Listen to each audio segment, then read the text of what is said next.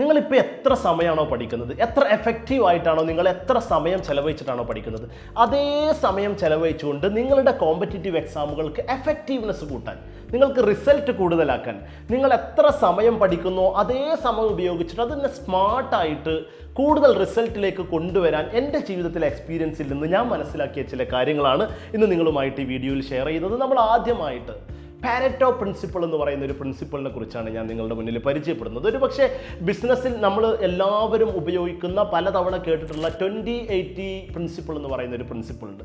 ഈ principle basically പറയുന്നത് 80% ഔട്ട്പുട്ടും വരുന്നത് 20% ഇൻപുട്ടിൽ നിന്നാണ് എന്നാണ്.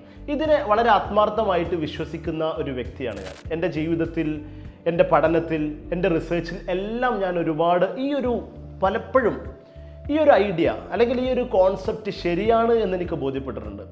അപ്പോൾ ഇത് തന്നെയാണ് എൻ്റെ ആദ്യത്തെ ജീവിതത്തിലെ ഏറ്റവും പ്രധാനപ്പെട്ട ഞങ്ങളുടെ പഠന സമയം അല്ലെങ്കിൽ എൻ്റെ ഒരു റിസർച്ച് സമയത്ത് വളരെ എഫക്റ്റീവ് ആക്കാൻ ഞാൻ ഉപയോഗിച്ചിരുന്നത് ഈ ഒരു 80-20 എന്ന് പറയുന്ന പ്രിൻസിപ്പിൾ തന്നെയാണ്. ഇതിന് നമ്മൾ പാരറ്റോ പ്രിൻസിപ്പിൾ എന്നും പൊതുവെ പറയാറുണ്ട്. അപ്പോൾ എന്താണ് ബേസിക്കലി ഇതുകൊണ്ട് ഉദ്ദേശിക്കുന്നതെന്ന് ചോദിച്ചാൽ, നമ്മൾ എത്ര സമയമാണോ പഠിക്കുന്നത് അല്ലെങ്കിൽ നമ്മളുടെ റിസൾട്ട് എന്താണോ അതിൻ്റെ ഒരു 80% പ്രൊഡ്യൂസ് ചെയ്യുന്നത് നമ്മളുടെ 20% സമയം നമ്മൾ ഉപയോഗിക്കുന്ന അല്ലെങ്കിൽ 20% നമ്മൾ ചെയ്യുന്ന സ്മാർട്ട് വർക്കാണ് എന്നതാണ്. അതുകൊണ്ട് തന്നെ പൊതുവേ എൻ്റെ പഠനകാലത്ത്, എൻ്റെ PG കാലത്തൊന്നും ഞാൻ വളരെയധികം പുസ്തകങ്ങളിലേക്ക് അല്ലെങ്കിൽ ക്ലാസ് റൂമിൽ കൂടുതലായിട്ട് കോൺസെൻട്രേറ്റ് ചെയ്തിരിക്കുന്ന ഒരു സ്വഭാവം എനിക്ക് പണ്ട് മുതലേ ഇല്ല. ഒരുപാട് നമ്മളുടെ കോഴ്സ് വർക്കിൻ്റെ ഭാഗമായിട്ടുള്ള സബ്ജക്റ്റ് മാറ്ററിൽ എക്സ്പേർട്ട് ആവുന്നതിൻ്റെ ഭാഗമായിട്ടുള്ള പഠനങ്ങൾ, വായനകൾ അത്രയൊന്നും ഞാൻ പൊതുവേ നമ്മുടെ ഒപ്പം ഉണ്ടായിരുന്ന ആളുകളെ അത്രയൊന്നും ഞാൻ ചെയ്യാറുണ്ടായിരുന്നില്ല.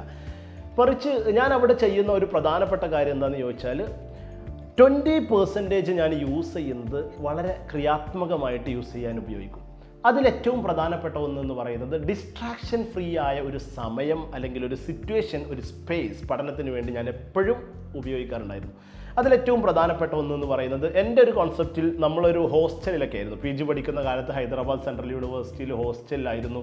എൻ്റെ റൂമിൽ ഒരുപാട് കാലം ഞാൻ മാത്രമായിരുന്നു ഉണ്ടായിരുന്നത്. പിന്നീട് എൻ്റെ ഒരു ഫ്രണ്ട് ആ റൂമിലേക്ക് വന്നു. എന്തായാലും ഇവരാരും അപ്പുറത്തുള്ള റൂമുകാരൊക്കെ ഉണരുന്നതിന് മുമ്പ് തന്നെ പലപ്പോഴും മോർണിംഗിൽ ഞാൻ എൻ്റെ പഠനം അല്ലെങ്കിൽ ഞാൻ എത്രയാണോ അന്ന് കവർ ചെയ്യാൻ ഡെഡ്ലൈൻ ആയിട്ട് വെച്ചിട്ടുള്ളത് ആ ഭാഗം ഞാൻ കവർ ചെയ്ത് കഴിയുന്നതാണ്. പ്രത്യേകിച്ച് നെറ്റ് എക്സാമിൻ്റെ ഒക്കെ പ്രിപ്പറേഷന് ഞാൻ ഏറ്റവും കൂടുതൽ എന്നെ ഹെൽപ്പ് ചെയ്തിരുന്നത് അതായിരുന്നു. വളരെ ഡിസ്ട്രാക്ഷൻ ഫ്രീ ആയിട്ട് ആ ഒരു സമയത്ത് ബേസിക്കലി നമ്മൾ മുമ്പൊരു വീഡിയോയിൽ പറഞ്ഞതുപോലെ തന്നെ ഡിജിറ്റൽ സീറോ സ്പേസിലേക്ക് ഞാൻ പോയിരുന്നു. വളരെ കൃത്യമായിട്ട് എത്രയാണോ എനിക്ക് കവർ ചെയ്യേണ്ടതുണ്ടായിരുന്നത് അതിനൊരു പക്ഷേ എൻ്റെ ഫോണോ എൻ്റെ ലാപ്ടോപ്പോ ഒക്കെ എനിക്ക് ആ കവർ ചെയ്യാൻ ആവശ്യമായ നെസസിറ്റി ആയിരുന്നുവെങ്കിൽ ഞാനത് യൂസ് ചെയ്യുകയും ചെയ്യും. എന്നാലും ആ ഒരു കുറഞ്ഞ സമയം കൊണ്ട് വളരെ കൃത്യമായിട്ട്, വളരെ സിസ്റ്റമാറ്റിക് ആയിട്ട് സബ്ജക്റ്റ് മാറ്ററിലൂടെ പോകാൻ ഞാൻ ആ സമയം ഉപയോഗിക്കുമായിരുന്നു. ഒപ്പം നമ്മുടെ ഫ്രണ്ട്സും മറ്റുള്ളവരൊക്കെ ഉണരുന്നതിന് മുമ്പ് തന്നെ എൻ്റെ ആ വർക്കുകളെല്ലാം ഞാൻ തീർക്കും ചെയ്യായിരുന്നു. അപ്പോൾ ഇതാണ് ബേസിക്കലി 20% മാത്രം സമയം ഉപയോഗിച്ചുകൊണ്ട് അല്ലെങ്കിൽ 20% മാത്രം എഫേർട്ട് ഇട്ടുകൊണ്ട് 80% എൻ്റെ വലിയൊരു റിസൾട്ടും പ്രൊഡ്യൂസ് ചെയ്തത് ഈ ഒരു സമയത്തുള്ള ഡിസ്ട്രാക്ഷൻ ഫ്രീ ആയിട്ടുള്ള എൻ്റെ പ്രിപ്പറേഷനാണ് എന്ന് ഉറച്ച് വിശ്വസിക്കുന്ന ഒരാളാണ് ഞാൻ.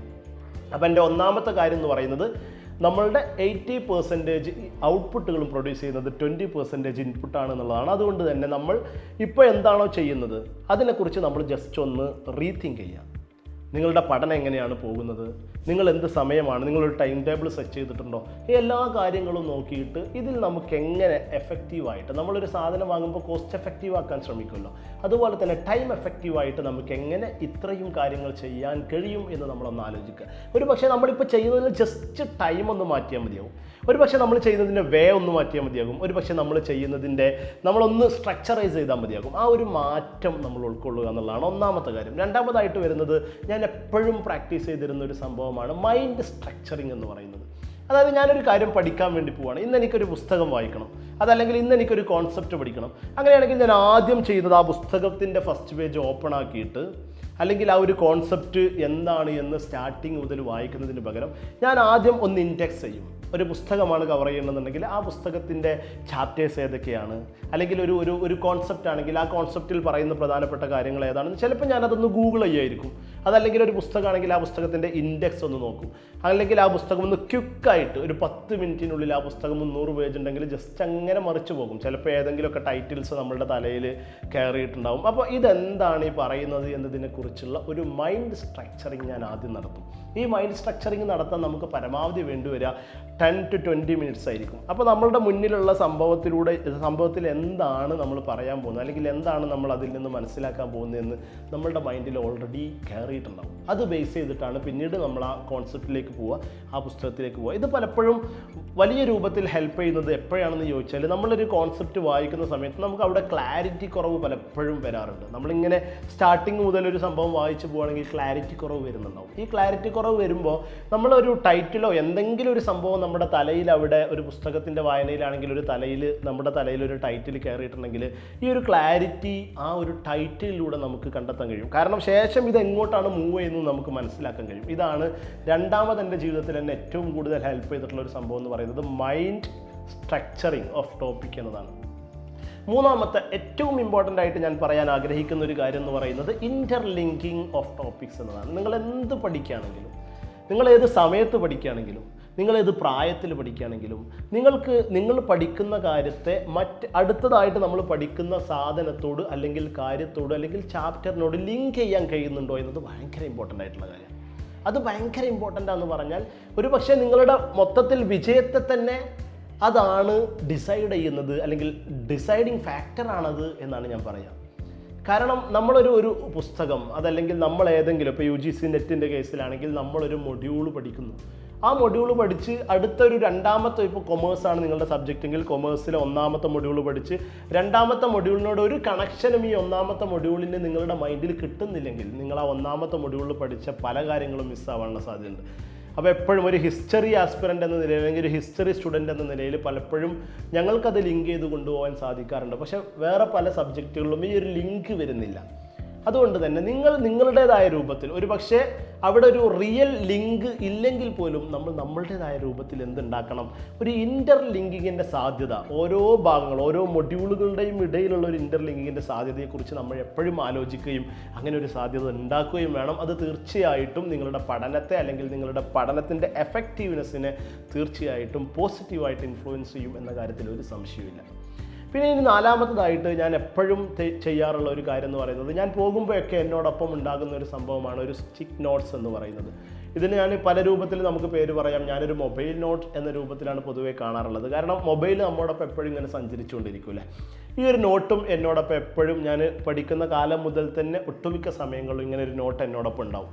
ഈ ഒരു നോട്ട്സ് കൊണ്ട്, അല്ലെങ്കിൽ ഈ ഒരു നോട്ട് കൊണ്ട് ഞാൻ ഉദ്ദേശിക്കുന്നത് എന്താണെന്ന് വെച്ചാൽ, നമ്മൾ ഏതെങ്കിലും ഒരു ഭാഗം, ഇപ്പോൾ പഠനത്തിൻ്റെ ഭാഗമായിട്ട് എന്തെങ്കിലും കവർ ചെയ്യാം. പൊതുവായിട്ട് എന്തൊരു പ്രത്യേകിച്ചൊരു കാര്യം, ഒരു പക്ഷേ ഞാൻ നാളെ ചെയ്യേണ്ട കാര്യങ്ങൾ, ഇതൊക്കെ ഞാൻ പണ്ട് മുതലേ ഇങ്ങനത്തെ ഒരു നോട്ട്സിലാണ് ഞാൻ കുറിച്ച് വെച്ചിട്ടുണ്ടായിരുന്നത്. ഇനിയിപ്പോൾ നമ്മളൊരു കാര്യം പഠിക്കുകയാണ്, അങ്ങനെയാണെന്നുണ്ടെങ്കിൽ നമ്മൾ സ്പീഡിൽ വായിച്ചു പോകുന്ന സമയത്ത് ഒരുപാട് നോട്ട്സ് ഉണ്ടാക്കുന്ന ഒരു സ്വഭാവം അന്ന് മുതലേ എനിക്കില്ല, ഇന്നുമില്ല. അപ്പോൾ നമ്മൾ ചെയ്യുന്ന ഒരു കാര്യം എന്താണെന്ന് ചോദിച്ചാൽ, ഭയങ്കര സ്ട്രൈക്കിംഗ് ആയ എന്തെങ്കിലും പോയിന്റ് ഉണ്ടെങ്കിൽ അത് മാത്രം ജസ്റ്റ് ഒന്ന് കുറിച്ച് വെക്കും. ഒരു പക്ഷേ ഒരു വോൾ കോൺസെപ്റ്റിൻ്റെ ഒരു ഹെഡോ ടൈലോ ഒക്കെ ആയിരിക്കും ഈ ഒരു നോട്ടിൽ നമ്മളൊരു ജസ്റ്റ് ഒരു വരിയിൽ അല്ലെങ്കിൽ 2 വരിയിൽ നമ്മൾ കുറിച്ച് വെക്കുന്നത്. ഇങ്ങനെയുള്ളൊരു മൊബൈൽ നോട്ട്സ് ക്രിയേറ്റ് ചെയ്യുന്നൊരു സ്വഭാവം പണ്ട് മുതലേ എനിക്കുണ്ട്. പലപ്പോഴും എൻ്റെ എക്സാമിൽ, ഞാൻ 5ാമതായിട്ട് പറയുന്നത് ഇത് തന്നെയാണ്, എക്സാമിൻ്റെ തൊട്ട് മുമ്പായിട്ട് പൊതുവെ പഠിക്കരുത്, വായിക്കരുത്, നമ്മളൊരു ദിവസം തന്നെ ഫ്രീ ആയിട്ട് നിൽക്കണം എന്നൊക്കെ പലരും പറയുന്നത് കേൾക്കാറുണ്ട്. പക്ഷേ എൻ്റെ ജീവിതത്തിൽ എൻ്റെ അനുഭവം എന്ന് പറയുന്നത്, ആ ലാസ്റ്റ് ഹവറിലുള്ള ഈ ഒരു മൊബൈൽ നോട്ട്സിലൂടെയുള്ള ഒരു ടോട്ടൽ ഒരു റിവിഷൻ എന്ന് പറഞ്ഞാൽ, മാക്സിമം പോയാൽ ഒരു 1 hour or 45 മിനിറ്റ്സിൻ്റെ ജസ്റ്റ് ഒരു റിവിഷനും കൂടി നടത്താൻ ഈ ഒരു മൊബൈൽ നോട്ട് എന്നെ സഹായിക്കാറുണ്ട്. അപ്പോൾ ഈ ഒരു 5 കാര്യങ്ങൾ എന്ന് പറയുന്നത് എൻ്റെ ജീവിതത്തിൽ എനിക്കുണ്ടായ ഭയങ്കരമായിട്ട് എക്സ്പീരിയൻസ് തന്ന, എൻ്റെ പഠനത്തിൻ്റെ എഫക്റ്റീവ്നെസ് കൂടുതലായിട്ട് വർദ്ധിപ്പിച്ച, പലപ്പോഴും പല എക്സാമുകളും ക്ലിയർ ചെയ്യാൻ എന്നെ സഹായിച്ചിട്ടുള്ള 5 പ്രധാനപ്പെട്ട, എൻ്റെ ജീവിതത്തിലെ വളരെ പ്രധാനപ്പെട്ട 5, ഒരുപക്ഷെ ഞാൻ എടുത്ത ഏറ്റവും സ്ട്രാറ്റജിക് ആയിട്ടുള്ള 5 പ്ലാനുകളാണ്, അല്ലെങ്കിൽ 5 ആക്ഷനുകളാണ് ഇത് എന്നാണ് ഞാൻ മനസ്സിലാക്കുന്നത്. എന്തായാലും നിങ്ങളുടെയൊക്കെ ജീവിതത്തിൽ നമ്മൾ ഏറ്റവും ഇമ്പോർട്ടൻ്റ് ആയിട്ട് ശ്രദ്ധിക്കേണ്ടത് എഫക്റ്റീവ്നെസ് എപ്പോഴും കൂട്ടുക എന്നത് ഇമ്പോർട്ടൻ്റ് ആണ്. നമ്മൾ എത്ര സമയം പഠിക്കുന്നു എന്നതിൻ്റെ അപ്പുറത്ത് നമ്മളുടെ ഔട്ട്പുട്ട് എന്താണ്, ആ ഔട്ട്പുട്ടിലേക്ക് നമ്മൾ കൊടുക്കേണ്ട ഇൻപുട്ട് ഏറ്റവും ടൈം എഫക്റ്റീവായിട്ട് കൊടുക്കാൻ തീർച്ചയായിട്ടും നിങ്ങൾക്ക് എല്ലാവർക്കും സാധിക്കണം. എന്തായാലും നിങ്ങളുടെയും പഠനം, നിങ്ങളുടെ സ്ട്രക്ചറിങ്, നിങ്ങളുടെ സ്ട്രാറ്റജി എല്ലാം time effective and cost effective ആവാൻ വേണ്ടി ശ്രദ്ധിക്കുക. Navas signing off. Thank U.